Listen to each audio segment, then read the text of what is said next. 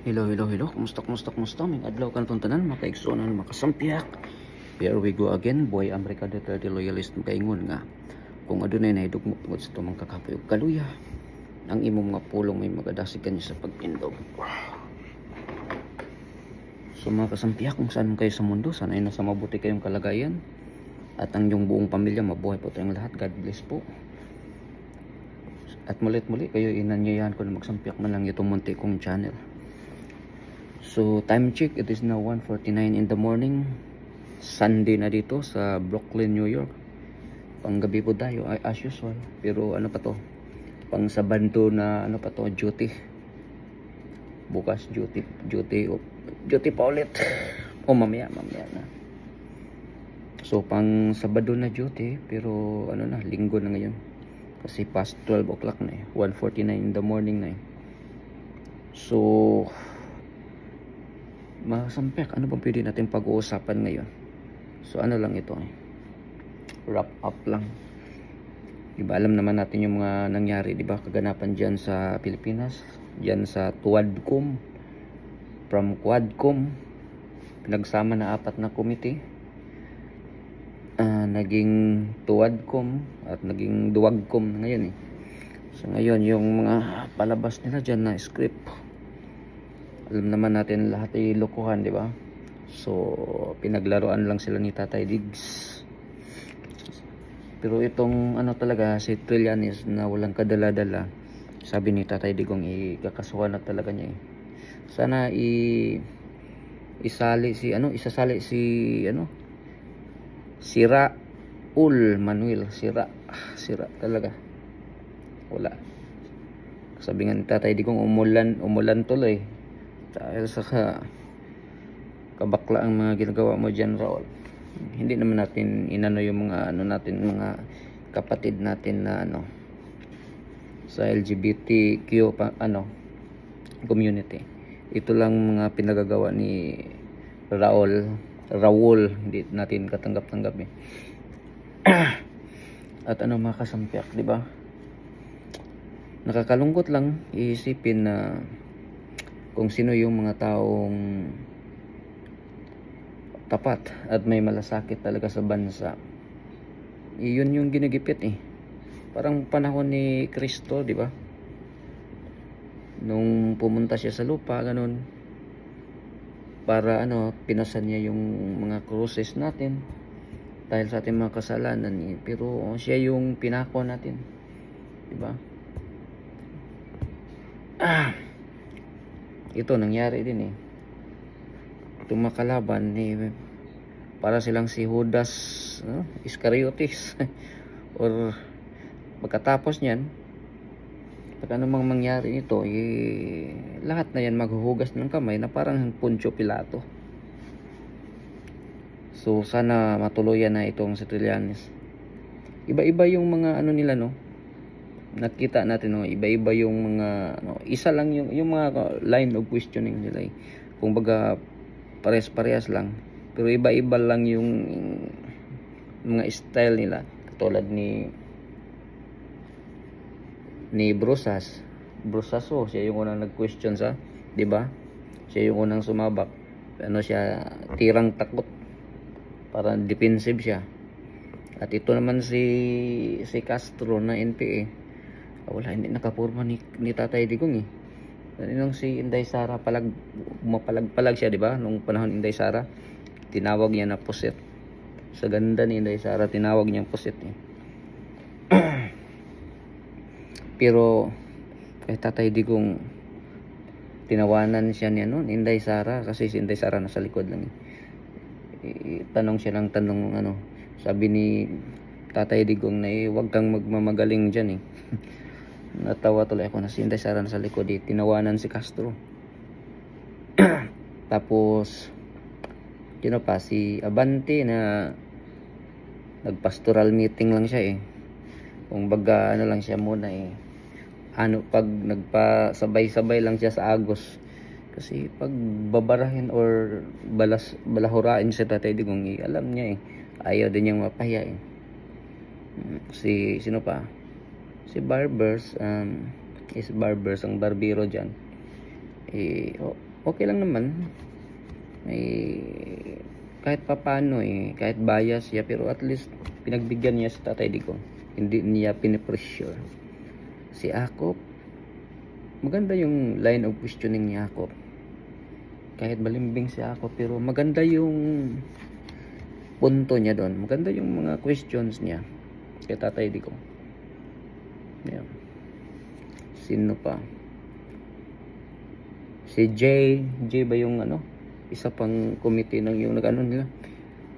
Gusto niyang pasignin ng waiver si Tatay Digong align siya doon sa kagustuhan ni Asong Ulol gago din So sino pa? Si Dan Bolstar Fernandez, medyo nakipag siya kay Tatay Digong, pero hindi din hindi din nakapurma Si Paduano hindi nagtanong kasi ayaw din niyang mapahiya, ganun. Alam kong nagtatapang-tapangan lang yun kasi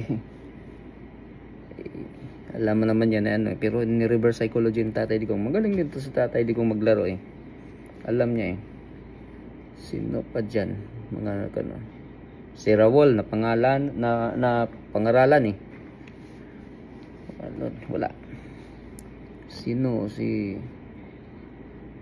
May dyan, may isang parang ngiwi, parang nahambalos ng tubo yung mukha yung bibig parang nasa tagiliran sino ba yun? Luko yun wala ding walang kwenta yung mga tanungan.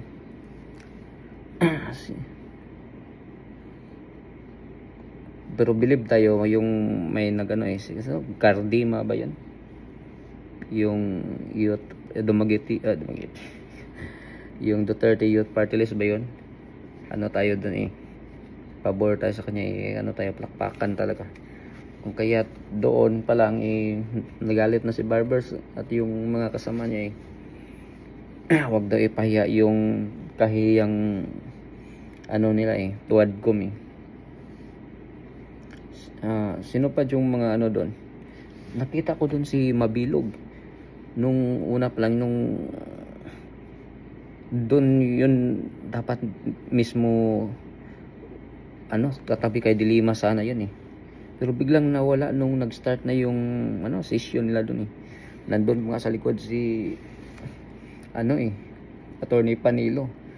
Sana naman hindi tumakas si Mabilog. Natawa tuloy ako nung sabi ni Tatay Digong, hindi na ako presidente ngayon, hindi ko na mapapatay yung loko sana natakot siguro kaya sabi na lang niya sa mga tuwad ko, alis na ako dito, baka madali pa tayo dito padrama-drama pa si Mabilog, paiyak-iyak, diba mga ilang taon, 6 years or the whole Duterte administration siya dito nagtago sa US, tapos bumalik nagdrama gustong tatakbo na naman sa Iloilo relative siya yata yan ni Boy Tulog, yung baboy dyan sa Senado, si Drilon, parehas naman sila tapos kay Ruben Espinosa tatakbo din, wala si Kerwin lahat sila tumakas na si Garma siguro klaro na scripted yun di ba, na si Garma pumunta yata ng US na kahit expired na yung visa niya for the first talaga hindi talaga yan pwedeng makapunta dito, haharangin talaga yan doon pa lang sa Pilipinas. Klarong-klaro na pinaalis lang talaga niya para ma-hold yan dito, kasi pag ma-hold ka siguro dito sa US mga minimum yata 6 months ganun, i-interrogate ka pa so gusto lang talaga nila na ayaw may sabak doon sa tuwadkom ulit na sila magkasalpukan sila ni Tatay Digong, lalo na pag maimbestiga doon sa Senado, pag pupuntahan ni Tatay Digong ayaw nila kasi scripted yun ni Abante at ni Dan Bolstar Fernandez yung mga di ba nung una si Police Colonel Grijaldo gustong papasang ayunan yung kanilang script, so related in line kay Garma. Kung kaya yun si Garma sabi na siguro na atakas ka na para wala talaga tong gobyerno ngayon may ano lang tayo dito sa ano. Pakinggan itong kay Corina Sanchez na ano, ito si ano, Asong Ulol Trillanes Trililing nagpa-interview after nung ano, nung hearing doon gustong talaga magpasikat kasi tumakbong mayor Alam naman ito si Trillanes, manalo at matalo, panalo kasi kukubra lang ito sa amo niya So, bakit sinabi kong manalo at matalo at panalo? Kasi yung mga trapo na politiko sa mga nagpapanding sa kanila hindi naman gagastusin lahat nila yung pira niyan Sa bulsa yan mapupunta. Yung ilan lang yung mapupunta sa mga supporters nila kung saan nila ibibigay. Pero yung pira nila tiba-tiba. Ganyan yung negosyo. Bawat pag may panahon ng eleksyon, negosyo yan sa mga trapo. May mga nagpapanding sa kanila tiba-tiba yung pira, yung bulsa nila Ito pakinggan natin.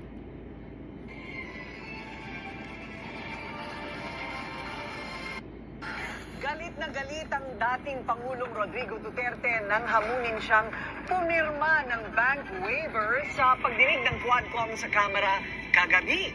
Ayon kasi sa staunch Duterte critic na si dating Senador Antonio Trillanes, bilyones ang halaga ng drug money sa mga bank account ng mga Duterte. Yan ang agenda report ni Sandro Ochoa. Pasado alas 7 kagabi nang muling uminit ang pagdinig ng House Quadcom ng talakayin ng sinasabing bank accounts ng pamilya Duterte. Humabol sa pagdinig kagabi si dating Senador Antonio Trillanes na iprinisinta ang dokumentong ginamit niya sa kaso laban kay Duterte na nagpapakita ng umano'y 2.4 billion pesos na joint bank accounts ni Duterte kasama ang mga anak na mula umano sa isang drug lord. Matagal na ang alitan ni Trillanes at Duterte. Nagtapat pa sila sa halalan noong 2016 kung saan si Duterte ang nanalong pangulo ng bansa. Kung dati si Duterte lang ang punteriya ni Trillanes, ngayon kasama na ang buong pamilya. Ito pong dokumentong ito po yung naging basis ko nung plunder case na final ko kay Duterte noong 2016. At ito po ay inimbestigahan ng ombudsman. Pero dahil questionable kung paano nakuha ni Trillanes ang naturang dokumento, tinanong ang dating Pangulo kung handa ba itong pumirma ng bank secrecy waiver. I'm willing to execute an affidavit or kayo na lang to summon the banks pursuant to my waiver. Kung may totoo lang maski isa, I will hang myself in front of you. You can summon, I will sign a waiver, all banks. Pero nang tanungin kung pwede na itong pumirma, Will the former president be okay that if we draft the waiver now, Ito si Jay that it be signed today instead Gago of din tomorrow? Will you be fine with that, Mr. President? Anong kapalit, sir? Hindi. Sampalin ko sa publiko. Hindi. Wala naman. Hindi, ngayon na. Wala pong galunan. Chairman. Sasampalin ko sa sa... Chairman. Dito kilig na kilig si Dilima Katawa-tawa ko Na in love tuloy si Dilima kay Tatay Digong Sa mga Facebook, mga AI generated nagalitan si Dilima at si Tatay Digong luko-luko tong mga Oo, dapat sila din tayo mag-open up ng mga bank account nila If I am under investigation, maaari, no? I-waive nila yung secrecy When he made the yung kanilang bank account din unfair he will sign the waiver. Alam naman nga natin na dapat tingnan natin muna, ano ba, totoo ba yun? O patawa ba yun? Joke ba yun? O Ikaw hindi, yung joke yan guys. Hindi natin That's why, Magaling ka talaga kwentong barbero dapat pag-aralan muna natin kung ano yan. Hindi naman kami yung under Ito pa isa from bold star, naging dramatic actor, naging director, naging producer, PowerPoint presentation. Kinuha lahat galing sa YouTube Hindi to yung members at mga chairman natin. Can you believe this guy in this picture is me? Nagdrama pa si ano dyan, Dan Fernandez na 30 minutes daw yung ano kay Tatay Digong ay kay yung 30 minutes yung palabas ni Abante, kung kaya sa kanya magpakita na lang siya ng ano slides yung presentation niya Sa issue ng International Criminal Court at hindi pa rin sila makikipagtulungan dito. Hindi naman malinaw kung a-attend pa rin ang dating Pangulong Duterte sa susunod na pagtingin. not needed na Para sa agenda, Sandro Ochona, BNC. pabalik-balik lang naman yung questions nila At makakausap po natin ngayon si dating Senator Antonio Trillanes. Senator, magandang gabi po sa inyo. dito nagpa-interview kay Pinky Web. Senator, ano ho ba ang naging inyong pakiramdam? Sige, mag-ready ka na sa kaso mo, Asong Ulol Na ang kapalit sana dito ng matuluyan ka na talaga ay pagsampal po sa inyo. Medyo nangiti po tayo kasi narinig ko na po yung mga ganyang bluff, no? Nagpa-bluff siya, pero ngiti ka pag hindi naman niya tutuloy. ano ka talaga, matutuluyan ka na talaga ngayon Yung hamon niya, o sige, later on, sige, sampalin mo ako, pipirma ka ba? Hindi rin. Kasi nga po, para mabalik ko lang, for context sa mga nanonood sa atin, noong 2016 po, nung nilabas ko po yung issue na yan, ay una, dinideny niya na merong ganyang account, pero nung marami na pong naghulog na mga individual doon sa account at matunayan na totoo yung mga accounts, inamin po niya na meron siyang mahigit kumulang 200 milyon doon sa accounts na yon. Pero hinamon niya ako na magkita daw kami doon sa BPI, Julia Vargas branch, para i-disprove na hindi lalabas daw ng 200 milyon. Pero hindi po siya sumipot, ako po sumipot, no? Tapos hindi na nila nilabas yung ano na yan. wala, dinrama ka lang ni Tatay Digong. Dati 200 million, ngayon sinabi nga ni Tatay Digong 5 billion Pero kung nilalabas yung issue na yan, palagi po siya nag-trigger. para mas lalong mag-aggressive ka dyan marami palang pira sa loob niyan not existence bala yung ilan dyan karamihan gawa lang ni Trililing intindi. Senator, as you said, halika, tama ho ba yun? Opo. Kasi sinabi niya, sasampalin niya ako para pipirma siya. Sige, kinagat ko po yun. Pero hindi pa rin mo niya pinirmahan. Nung later on, during the hearing, inulit po nung isang chairman ng Quadco, kung pipirma siya, biglang naghahanap naman po ng palusot. So, ganun po yan si Tatay Digong nasa gitna ng nila Dilima, itong paring adik, si Asong Trililing, sa kanan naman yung attorney nila meron pa nga si Colmenares ba yan dyan? Calamari. Sa kanan naman attorney Conti ang buhok. Tangin na to. Well, anyway, wala namang nonsense naman to si Trillanes Hindi naman to not credible naman to. So hanggang dito na lang muna mga kasapyak. Maraming salamat po. God bless ating lahat.